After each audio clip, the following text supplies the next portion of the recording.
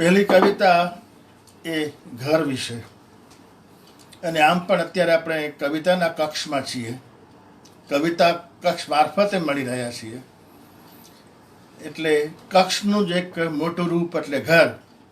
તો શરૂઆતની એક નાની કવિતા આ ઘર ઉપર. જેને નથી હોતું કોઈ રજવાડું, તેને તે હોય છે એક ઘર. ભલે નાનું શું પણ ઘર. ઘરમાં ભલે સંકડાશ હોય પણ ઘરમાં ઘણી મોકળાશ હોય છે. ગમે ત્યારે આવવાની, ગમે ત્યારે જવાની, ગમે ત્યારે તાળું મારવાની, તાળું ખોલવાની, ગમે ત્યાં ગમે ત્યારે ગમે તે રીતે સૂવાની, પગ લંબાવવાની, નિરાંતે આડા પડવાની, લાગે તે કહેવાની, ના આવડે તોય ગાવાની, ખીજાવાની, રીસાવાની, મનાવવાની, ફરી ખીજાવાની. ઘરમાં ભલે સંકડાશ હોય, ઘરમાં ઘણી મોકળાશ હોય છે.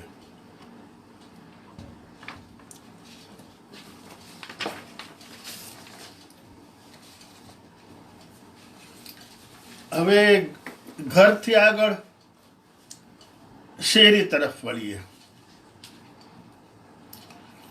અને જ્યારે કવિ ઘરની વાત કરતો હોય છે ત્યારે એ માત્ર પોતાના ઘરની વાત નથી કરતો હોતો. પોતાના ઘરની સાથે સાથે અથવા પોતાના ઘરની વાત કર્યા વગર પણ ઘણા બધા ઘરોની વાત કરતો હોય છે. ઘર એક કોન્સેપ્ટ તરીકે, એક ભાવ તરીકે પણ એ વાત કરતો હોય છે. તો એ જ રીતે આ કવિતા મારી શેરી.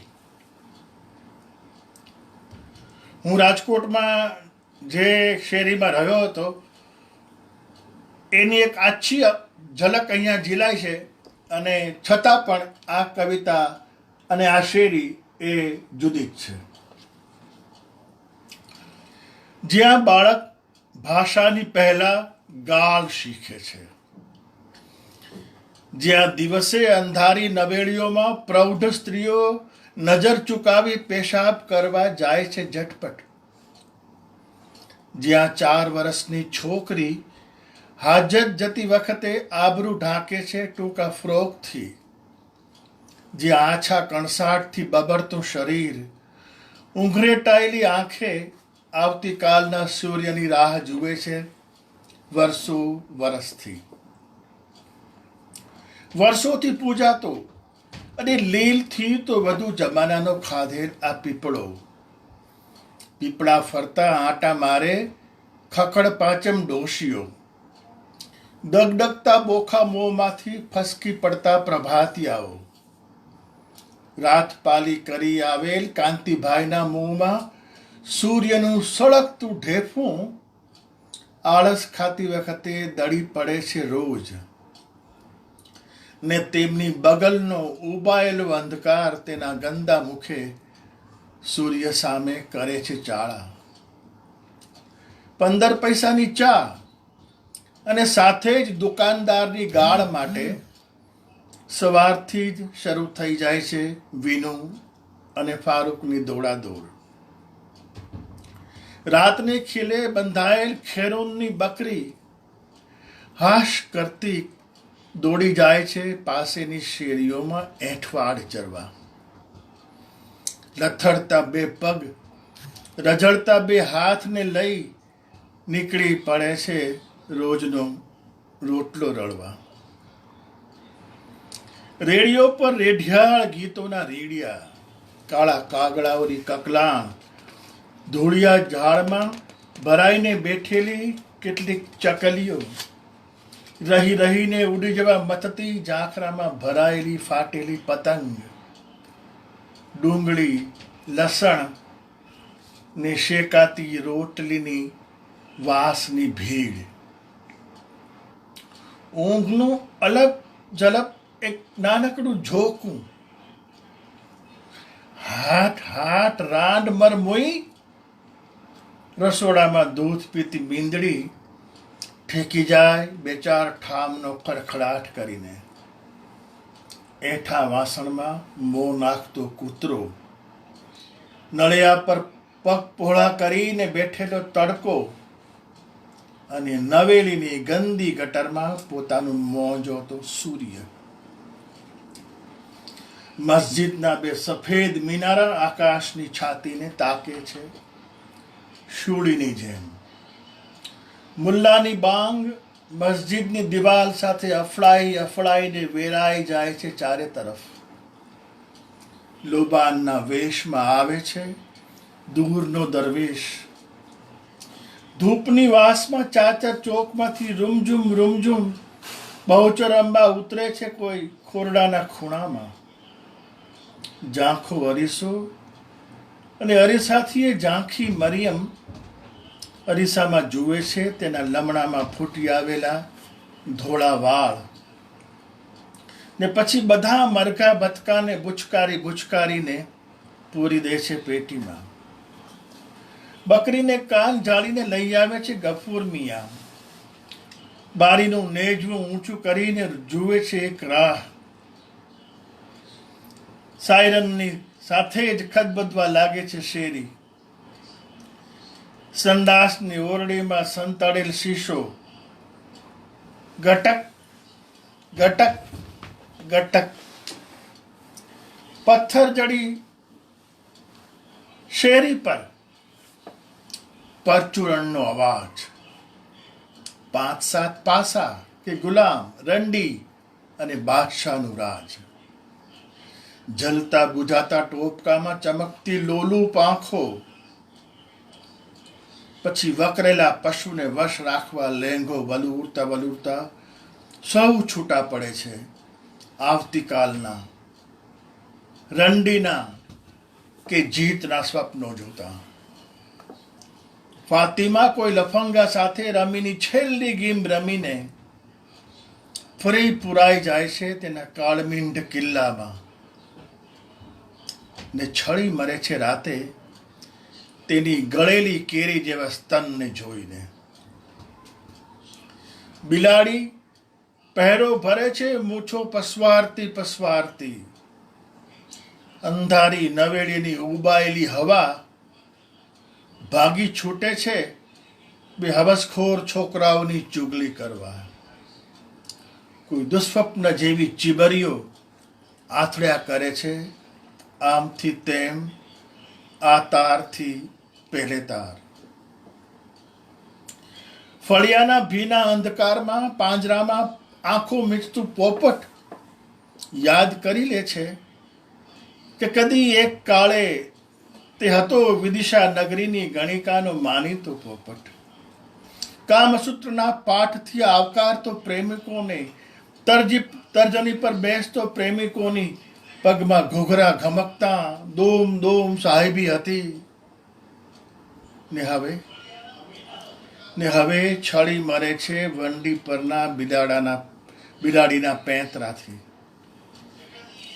આ શેરીનો એક છેડો ખુલે શિકાગોના સબર્બમાં ને બીજો ખુલે કલકત્તાની ગંદી બસ્તીમાં. સામ્યવાદનું હળ શેરી સોંસરું ચાલે ખચકાતું. સમાજવાદનો પોપટ બઢ્યા કરે ઢમ ઢંઢેરામાં. શેરીનો કૂતરો જો મતપત્રક પર સિક્કો મારી શકતો હોત તો તેને પણ એક કાપડનો તાકો મળ્યો હોત અને તે 5 મીટર પૂરો હો. આપણે શું ગુમાવ્યું સાલે? દિવસ પછી દિવસ, રાત પછી રાત અને સદી પછી સદી. આકાશની બોદી બારીમાં બેઠેલો એ જાણે કે જુએ છે તોય જોતો નથી. મારા ખભા પર લટકતા હે સિદ્ધસ્ત વૈતાલ, તું પૂછીશ નહીં. જોવાનું દુઃખ છે અને જાણ્યાનું ઝાઝું. ઈસવીસન પૂર્વે 500માં કુકુત્થા નગરીમાં પણ આમ જ હતું ને આમ જ રહેશે 2500માં પણ. તારે પૂછવું હોય તો પૂછ, પણ જવાબ હરગીઝ નહીં આપું. તારે મારું માથું ધડ પરથી જુદું કરવું હોય તો કર, મારા રાય જેવડા ટુકડા કરવા હોય તો કર, ભલે મારું અનુત્તર જ મારા શિરચ્છેદનું નિમિત્ત બને. આમાં એક જ દાળ પર કાચા લટકી રહેવા કરતા તો રાય થઈ રોળાઈ જવું સારું. તારે તેમ કરવું હોય તો ભલે તેમ કર, પણ જવાબ હરગીઝ નહીં આપું. આજે પણ શેરીની હાલતનો જવાબ નથી, કોઈ પણ એવી શેરીની હાલતનો, અને ભવિષ્યમાં પણ હશે કે નહીં એ ખ્યાલ નથી, એવી પરિસ્થિતિ છે. હવે એક કવિતા, આજે મધર્સ ડે છે, માતૃદિન છે, તો એક કવિતા અત્યંત વૃદ્ધ એવી માને નામ, અને એનું શીર્ષક તમને વિચિત્ર લાગશે. શીર્ષક છે માં અને કાળ બળદિયો. મારી 90 વર્ષની માને હું જ્યારે મળવા જાઉં છું ત્યારે અડધો કલાક બેઠો તો પૂછે કે હવે કેટલા વાગ્યા હશે. એમણે ધાર્યા કરતા જો હું 1 કલાક વધારે કહું તો એ ખુશ થાય, ઘાસ એટલો સમય તો પસાર થયો. આ એક લાગણી અને આ કવિતા. કાળ બળદિયો ખૂટલ ફસડાઈ પડ્યો છે મારી 90 વર્ષની માના ખાટલે. માં પંપાળીને કહે છે, ઊભો થા, હવે ઊભો થા બાપ. દોઢનો ડંકો વગાડ તો હું ચમચી દાળ ટોવાનો કે કોળીઓ 2 કોળિયા ખાવાનો મારો ટેમ થાય. ઊભો થા મારા બાપ. નિંભર બળદિયો તો હૈલોય નહીં. માએ પૂંછડું આંબળ્યું, કંતાયેલી કાયામાં જોર પણ કેટલું હોય. બળદિયો ઊભો થયો, 2 ડગલા હાયલો ને ફરી ફસડાઈ પડ્યો. માં કહે, ઠીક, હવે જમી તો લીધું, પણ આ બપોરનો વેરાન વગડો કેમ વટાવું. બળદિયો ફરી થોડો સળવળ્યો, ઘસડતા પગે હાયલો ને પાછો બેસી પડ્યો. માં કહે, કેવો તેજીલા તોખાર જેવો હતો તું. તારા પર સવાર થઈને તો મેં કેટલા ઘાઘરી પોલકા બદલા, ચૂંદડી પહેરી, કેટલા ધાન વાઢ્યા, કેટલા ખેતર ખડા ભર્યા ને ખડા ખાલી કર્યા, કેટલા ખોળા ભર્યા ને ખોળા ખાલી કર્યા. છોકરાઓ ચાંચાળા પાંખડા કરી ને ડાળે વળગાડ્યા. અને ઈવડાઈ મોટા ગામત્રે ગયા તી પછી મને સાથ દેવાના ટાણે જ તું આમ હાવ છેડે આવીને ડૂકી ગયો. મારા બાવડામાં એટલું જોર નથ કે તારું પૂંછડું આમળી શકું. નિંભર બળદિયો તો જોઈ રહ્યો માને. માં કહે, હાલ ઊભો થા મારા બાપ. તું ઊભો થા તો હું રાતનું રણ વટાવું. અડધી રાતે માં તાકતી રહે છે અંધારામાં, ને ખૂટલ બળદિયો તો પડ્યો છે માના ખાટલાની પાંગતે. માં બબડે છે વારંવાર, કઈ હુસતું નથી. મોજનું થયું હશે, કઈ હુસતું નથી. મોજનું થયું હશે. એલા એ બળદિયા, તારા કરતા તો જમનો પાડો હારો. છીકોટા મારતો ફોયણા ફૂલાય તો આવે ને જટ બેહાડીને લઈ જાય તો ખરો.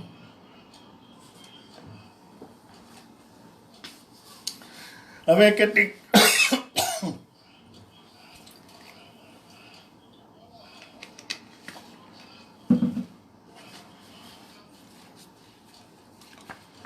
કેટલીક નાની કવિતાઓની વાત કરીએ. નાની કવિતાઓમાં એક શબ્દ પણ ચૂકી જાય તો પાલવેને એવું એની નાજુક એનું સ્ટ્રક્ચર છે. અને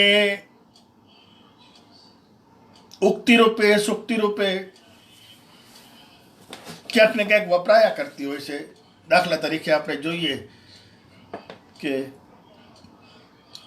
જે જે પ્રાપ્ત થતો ઉપાધિ યોગ બની રહ્યો તે તે તે સમાધિ યોગ, એક લઘુ કાવ્ય. આ એક એટલી સૂક્ષ્મ પટુતા વાળું કાવ્ય છે. 3 જ લીટી છે. ઘાસ જરીક મેં ખેંચ્યું, ઓહ આટલું બધું વળગેલું તે કોઈ હોય. તમે જુઓ કે કલાપીની કવિતામાં રે પંખીની ઉપર પથ્થરો ફેંકતા ફેંકી દીધો, એ પછીનો પશ્ચાતાપ છે આખી કવિતા.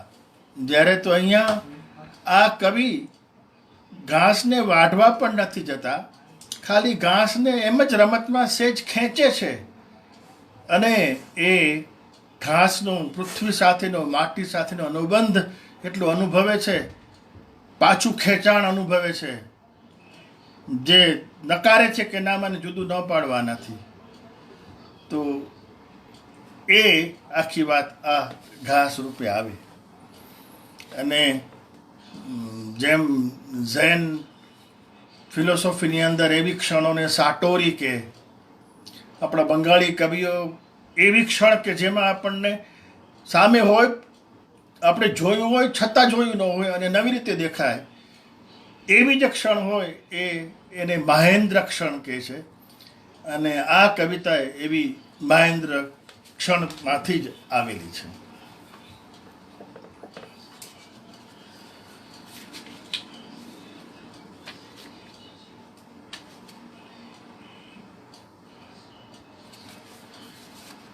આપણે બધાને ભર્તૃહરિની અમરફળવાળી કવિતાની બધાને ખબર છે.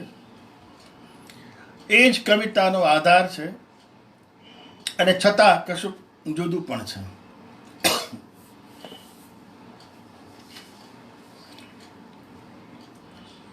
પ્રિય મેં તને તે અશ્વપાલને અશ્વપાલે દાસીને આપેલું ફળ હજી પાછું ફર્યું નથી. એ પ્રેમનું ફળ છે પ્રિય.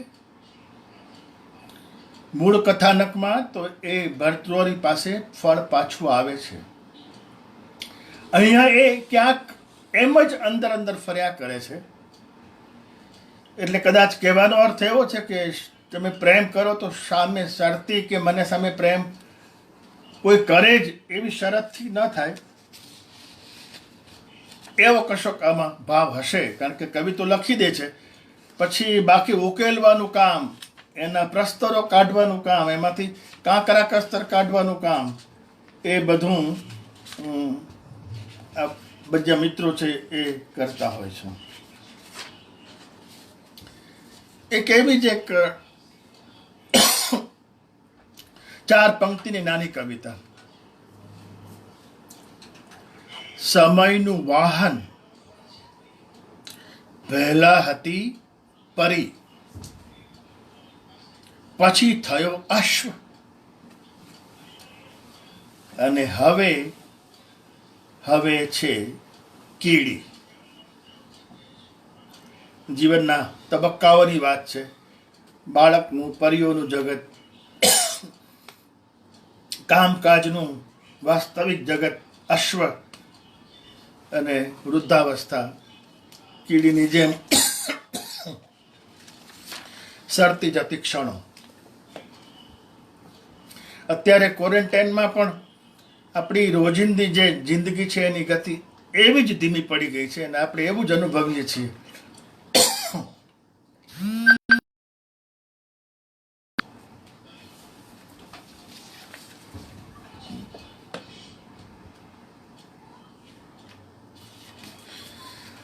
હવે ના કેટલીક કવિતાઓ છે એ ધૂળ ઉપરની નાની કવિતાઓ છે. ધૂળના જ અલગ અલગ રૂપો છે, એના જ અલગ અલગ અર્થો છે. રવિવારે નિરાતે ઝાપટિયાથી ધૂળ ઝાપટી, રવિવારે નિરાતે ઝાપટિયાથી ધૂળ ઝાપટી તો ઝપટાઈ ગયા હસ્તિનાપુર ને મગધ, બેબીલોન ને બુખારા ને ન્યુયોર્ક અને બ્રાઝિલિયા. બીજી કોઈ આજ ગુચ્છની ધૂળ પગલા પાડે છે, ભૂંસે છે પણ.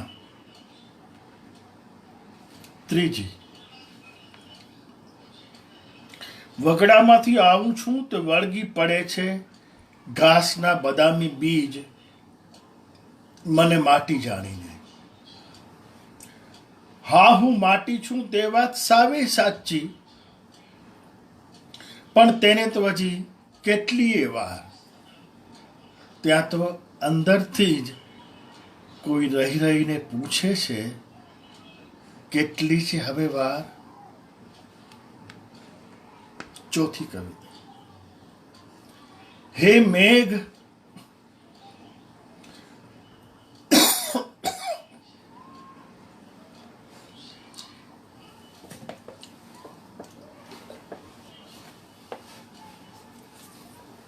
ચોથી કવિતા. હે મેઘ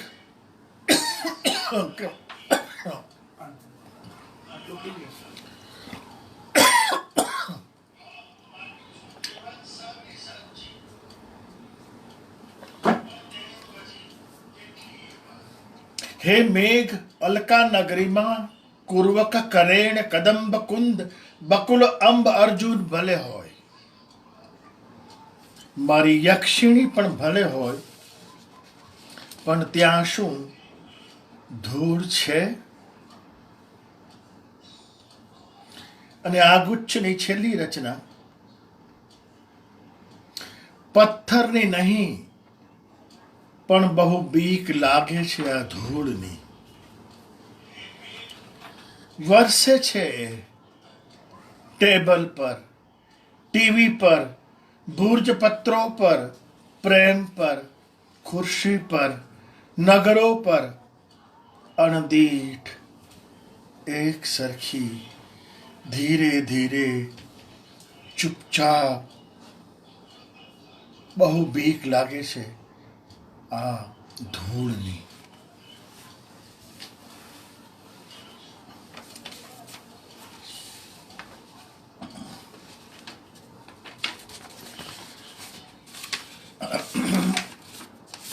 હવે આ જે કવિતાનું શીર્ષક છે એનું નામ છે વના જેતાની વાતું.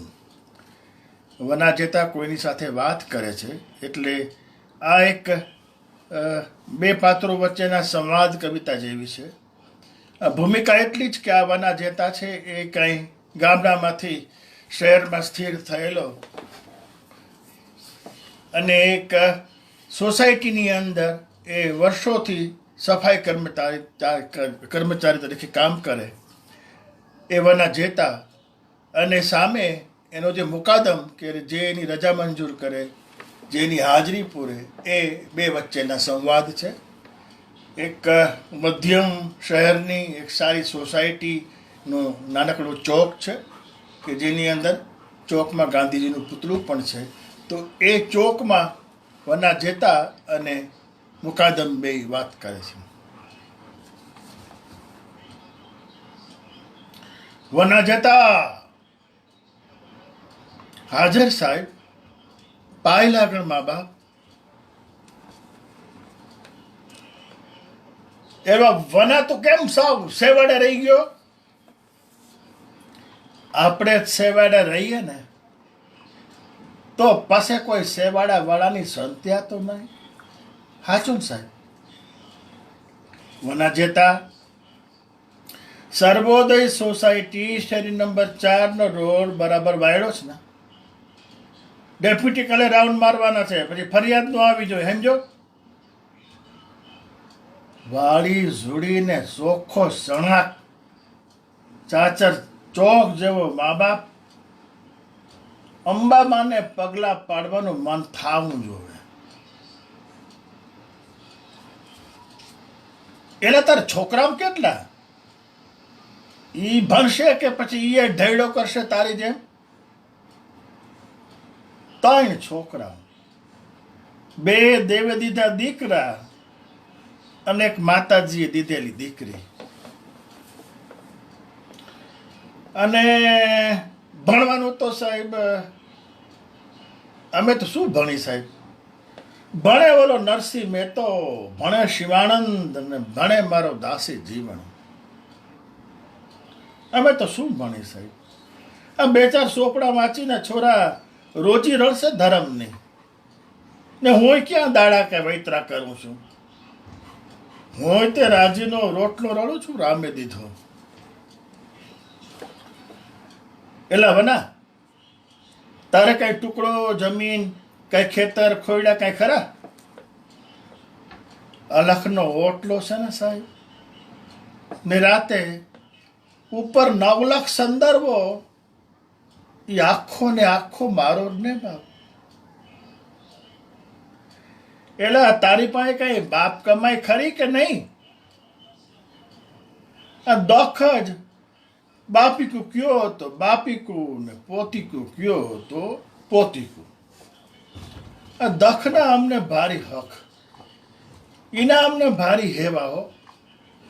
ઈના બન્યા કોળીઓ હેઠ ન ઉતરે સાહેબ. એટલે વના જેતા અનામતની તને કઈ ખબર?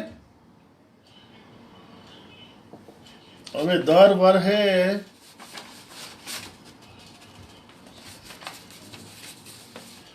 વર્ષે હા વના જેતા અનામતની તને કઈ ખબર? દર 2-5 વર્ષે મતે લઈ ગયા તા પોટલા મોઢે ને અનામિતે લઈ ગયા તા પોટલા મોઢે, અને અમને આપી હતી પોટેલિયું. હવે અમે ક્યાં એની રમતમાં પડીએ સાહેબ? તું પરમાટી ખાસ બના જતા? પરમાટી તો શું સાહેબ, અળસિયાની જે માટીએ ખાવી પડે. જલમના પૂન કે જેવા તેવા તોય માવતર મેળા હારા અને જીવતર મેળા મનેખના. એને કઈ રોળી નખાઈશ? જતન તો કરવું પડે ને બાપ. ગમે એમ તો એ માણાનું ખોળ્યું સી સાહેબ, અંદરનો રામ રાજી રોવે. પરમાટી સાહેબ ખોટું નહીં બોલું બાબા, ઉપરવાળો પૂગે મને, પણ ગામને પાદર ઢોરા ઠોલતા ગીધડા ઉડાડીને અમે ચામડા ચીરા છે, લાલ પીળા લાબરા લીરા જેવા. પણ હવે આ પેધેલા લોટકા આ ગીધડાઓની હારે અમે હામ ન ભીડી હકી સાહેબ. અમારું ગજું નહીં સાહેબ. વના જેતા તું ભજન તો કરતો હોઈશ ખરું કે નહીં? બાપ અમારે તો ભોજન ઓછા અને ભજન વધારે. એનાથી વધારે કઈ છે સાહેબ? ગામમાં બોલાવી જાય હંધાય, હવે ભોજન તો અમે ક્યાં દઈ, કેમ દઈ, પણ ભજનની ના નહીં. લોક કે ભગત જાતે હલકા હલક ભારી. હું તો સુંદડીના અને પિયાલાના નોખા ભજન ગાઉં અસલના, પણ સાનો પિયાલો તો ભેગો જ રાખું સાહેબ. સા કઈ થોડી ખોબામાં પીવાઈશ. લોક ભલે બોલે પણ મરઘાથી નહીં, નરઘાથી પેટ ભરાય સાહેબ. નરઘું બોલે ને પેટમાં ટાઢક વળી જાય. હાથે કોઠે દીવા બાપ. વના જેતા સચરાચર મેં વૈર હોતો અણુકો બારે બાર મેઘ ખાંગા થયા તા ને સીમ ખેતર લેરાણા હતા. યાદ છે? કેમ ભલાય સાહેબ લથ બથ ભીંજાણા હતા અને બારે બાર મેમાં ભીંજાણા હતા સાહેબ. અને ખેતરમાં મોતીડા જેવી બાજરી ધરપીને ધાવીથી દૂધમલ ડુંડાને જોયું તું સીમમાં. પછી તો એ મોલ ભેગો એ મેં ભેગો મોલ ક્યાં ઉડીને વયો ગયો એ ખબર નહીં.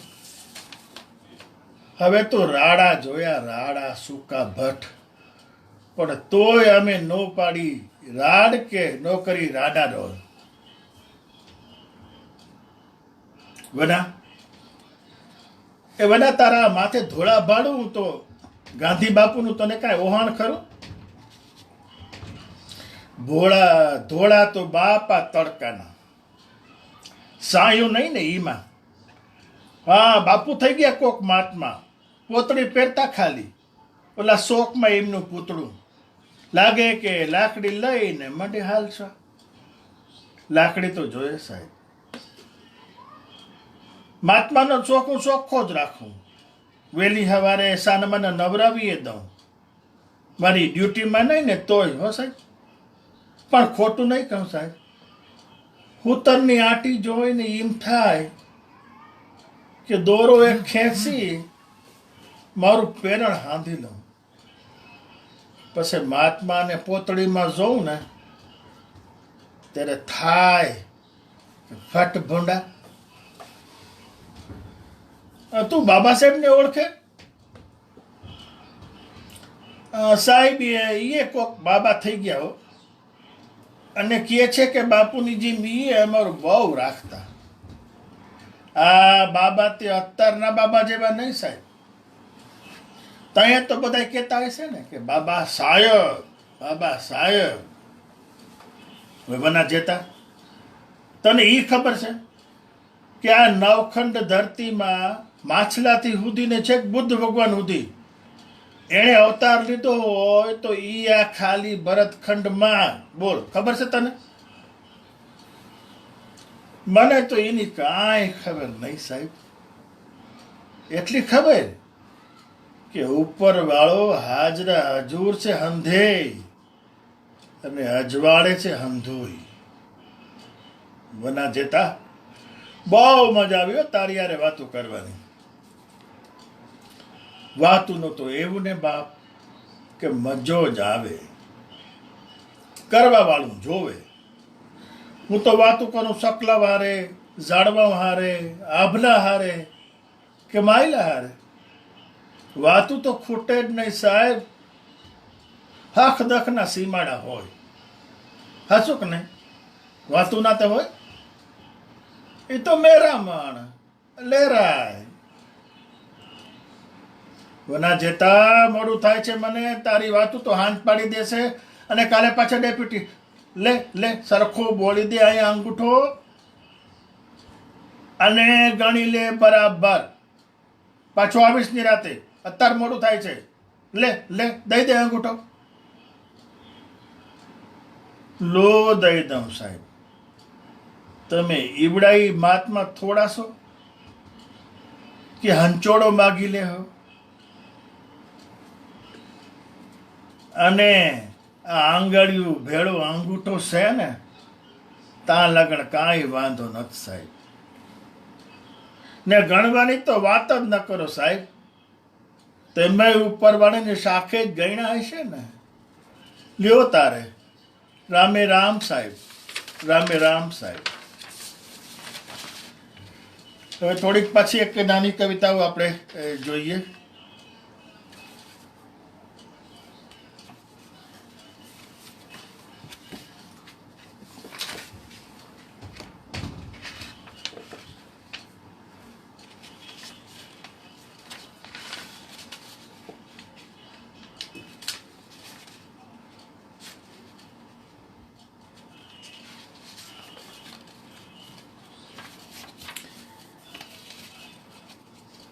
અત્યારે આપણે જે પરિસ્થિતિમાં છીએ અને એકલા પણ અનુભવીએ છીએ એના વિશેની કશીક વાત છે. કોઈ ટકોરો નહીં, કોઈ પત્ર નહીં, કોઈ રિંગ નહીં, કોઈ SMS નહીં, કોઈ સ્પેસશિપ નહીં, કોઈ રેડિયો સિગ્નલ પણ નહીં. બધા એકલા. હું ઘરમાં અને પૃથ્વી અંતરિક્ષમાં. આપણને એમ થાય કે આપણે જ એકલા છીએ, એવું નથી. આ પૃથ્વી પણ જે ભમી રહી છે એ પણ એકલી એકલી જ ભમી રહી છે. આ સંસારમાં કે જ્યાં કહો ત્યાં.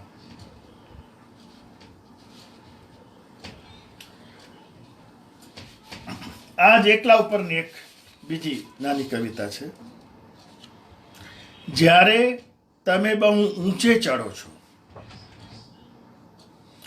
બહુ ઉતરો છો ઊંડે, બહુ જાવ છો આગળ, ત્યારે જ તમે રહી જાવ છો પાછળ એકલા.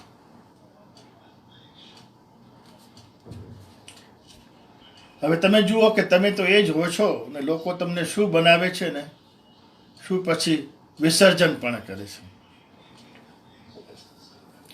તમે તો ઊભા છો રસ્તા વચ્ચે ચોકમાં, પાછળથી હરુરુરુ કરતું ટોળું આવે છે, વહી જાય છે દોડતું ધસમસતું પૂરપાટ. તમે તો ત્યાં જ ઊભા છો રસ્તા વચ્ચે એકલા. કવિએ ચાંદાને ફરિયાદ કરી. મોડી રાતે એ ઝરૂખામાં ગયો. આકાશમાં એક ચાંદો જ હતો. તેણે કહ્યું, જો આટલી રાતે એકલો જાગું છું હું, ને આટલી રાત્રે હું જ જાગું છું એકલો.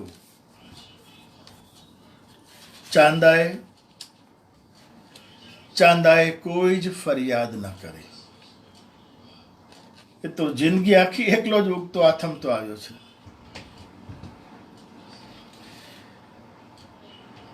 ઘર ઉપર એક બે બહુ જ નાની કવિતાઓ. બીજે ક્યાંય નથી હોતો, કાં તો ઘરની બહાર હું છું કે ફરી ઘરમાં આવું છું. બસ એટલું જ. આપણું રેફરન્સ પોઈન્ટ જ ઘર છે. ઓફિસમાં જઈએ કે પરદેશમાં જઈએ અને પાછા આવીએ તો કશીક એવી વાત છે કે આપણે બહાર જઈએ છીએ ત્યારે પણ ઘરને સાથે લઈ જતા હોઈએ છીએ. હું ફર્યો જયપુર, દિલ્હી, સિમલા, રખડ્યો બસમાં, ટ્રેનમાં, રસ્તા પર, પહાડો પર, ફૂટપાથ પર, હોટલોમાં, પણ ઘર તો પડી રહ્યું ત્યાંનું ત્યાં. ઘરે જોકે એક ઘર જ હતું જે આવ્યું હતું બધે. હું જ્યાં જ્યાં ગયો ત્યાં ત્યાં.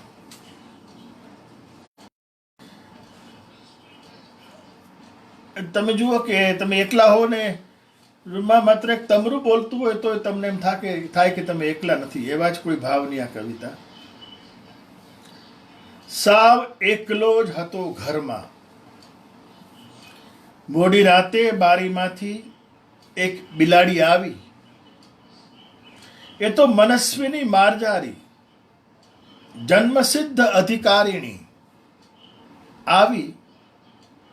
આવીને આંટો મારી ગઈ. સાચે બહુ સારું લાગ્યું હો.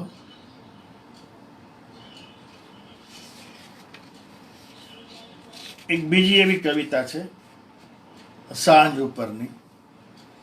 સાંજ એટલે દિવસને રાત જોડે એ સાંજ તો ખરી જ, પણ એક અર્થમાં એ આ પારની દુનિયાને ઓ પારની સાથે જોડતી પણ એક ઘટના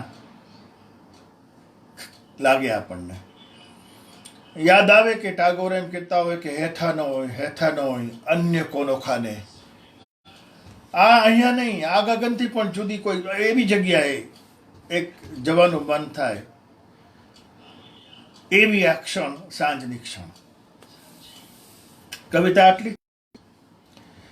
સવારે ભલે નીકળ્યો હોઉં, સાંજે મારે કોઈ જ ઘર નથી, આ પૃથ્વી પણ નહીં.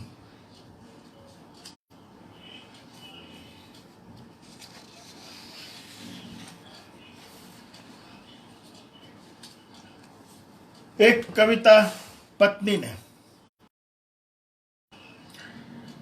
મેં કહ્યું આજે કાંઈ વંચાયું લખાયું નહીં, દિવસ આખો નકામો ગયો. તે શું કર્યું? તે બોલી, મેં તો બબુના બટન ટાંક્યા, તમને ભાવતું શાક બનાવ્યું, બગીચામાં વેલ પરને પીળા પાંદડાને ખંખેર્યા, રોટલી શેકતી વખતે તેની ગંધ સૂંઘી, પાછળ કુંડીના નળ પાસે પોપટ સાંભળ્યા, અમથી ઘડીક બેઠી અને તમારી રાહ જોઈ. હવે તમે જુઓ કે જીવન કોણ જીવે છે, આ કવિ જીવે છે કે કવિ પત્ની જીવે છે ખરેખર. તો આવી જ એક નાની કવિતાઓ પણ છે, મોટી પણ છે. કવિતા ગમે તે ફોર્મમાં હોઈ શકે. આ જ કવિતા એમ નહીં, પણ આ પણ કવિતા એમ આપણે કહીએ તો વધારે છે. નિષેધ કરતા એક સ્વીકાર કે આના વિશે પણ કવિતા થાય, આમ પણ કવિતા થાય, આને પણ કવિતા કહેવાય, આ રીતે પણ અહીંયા જવાય. તો એ રીતે હું મારી કરું છું. આ તમે કેટલા છો?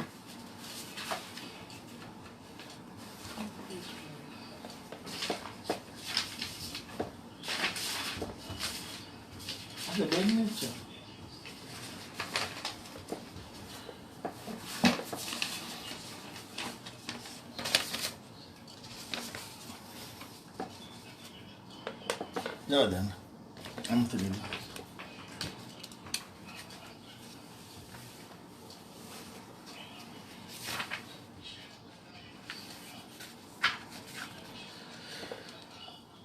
બે જ પંક્તિની કવિતા છે. બારી બહાર એક પતંગિયું, હું બંદીવાન.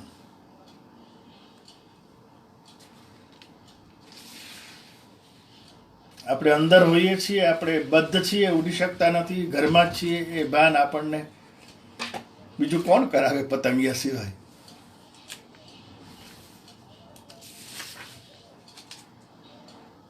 રામ જોવા છે, છાતી ચીરવાનો કોઈ જ અર્થ નથી. જાઓ, અયોધ્યા જાઓ.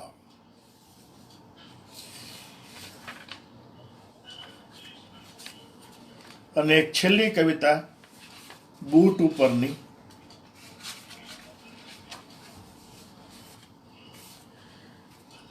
ખૂંદેલા ખેતરો, વન વગડાઓ, રેતાળ હેતાળ દરિયા કિનારાઓ ટૂંપાઈ ગોંધાઈ ગયા છે મારા બૂટમાં.